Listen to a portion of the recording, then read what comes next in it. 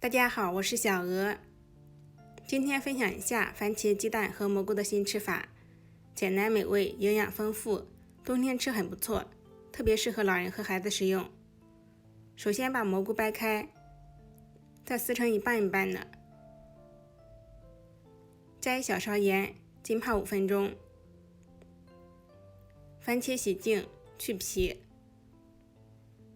切成末备用。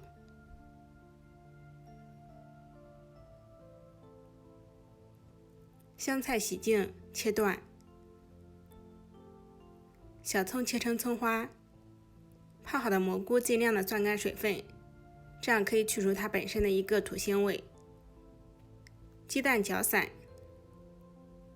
半碗清水加1勺淀粉，搅拌成淀粉水。锅热，加少许油，油热放入番茄块，炒出红油，倒入蘑菇，翻炒2分钟，加入适量清水，大火烧开，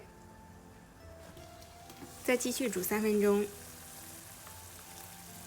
倒入提前调好的淀粉水，搅拌均匀，再次煮开，淋入鸡蛋液，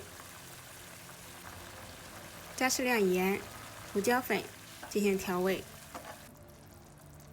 出锅前淋少许香油，放入葱花和香菜，蘑菇汤要放香菜才会更好喝。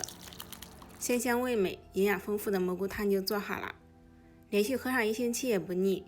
喜欢的朋友赶紧试试吧。